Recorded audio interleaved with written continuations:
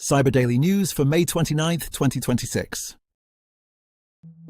We lead today with a massive data breach at Carnival Corporation.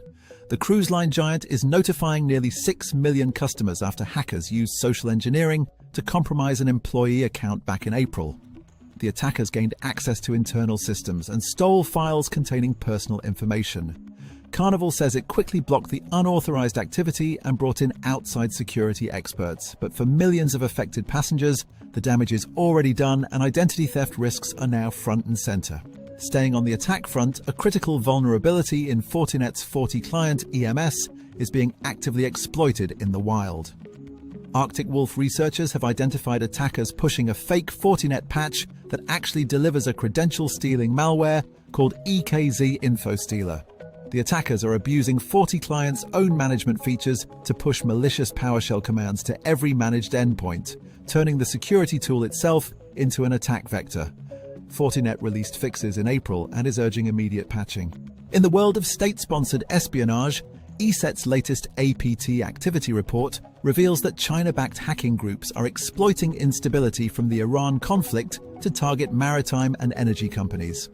The campaigns are using geopolitical chaos as cover while continuing broader operations against organizations worldwide. And speaking of nation-state attacks, a cyber attack that disrupted Los Angeles' public transit network earlier this year has now been linked to an Iranian hacking group called Ababil of Menab. Researchers at Israeli firm Gambit Security say the attackers stole over 700 gigabytes of data, including emails, backups, and databases from the LA metro system, and even attempted to sabotage recovery efforts. If you haven't updated your browser recently, now is the time. Google has released Chrome 148 with patches for a staggering 151 vulnerabilities, including critical severity flaws that could potentially lead to remote code execution. With billions of Chrome users worldwide, this is one update you don't want to skip. A new Android malware called BTMOB Rat is lowering the bar for cybercrime to an alarming degree. For $5,000 lifetime, anyone can buy this point-and-click kit that comes with a built-in APK builder, no coding required. It gives attackers full device takeover, from stealing credentials and recording screens to complete remote control. ESET researchers flagged it while investigating threats in Brazil, and it's spreading fast.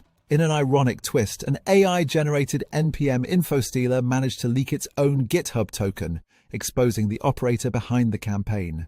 The sloppy malware was apparently generated using AI tools and published to the NPM registry, but the operator's own credentials were baked right into the code. A reminder that AI-generated attacks are getting more common, but they're not always getting smarter. And finally, some good news on the enforcement front. Microsoft's Digital Crimes Unit, working with Resecurity, has disrupted Tempest, a malware signing-as-a-service operation that used fraudulent Microsoft certificates to make malware appear legitimate.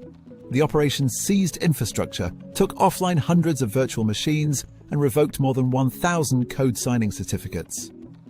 Tempest played an upstream role in the ransomware ecosystem, providing trusted-looking signatures to other criminal groups. CVE numbers and other details for all of today's stories can be found in the links in the show notes. That wraps up today's Cyber Daily News. Be sure to subscribe to stay up to date with the latest in cybersecurity. Catch us on YouTube and your favorite podcast platform. See you next time.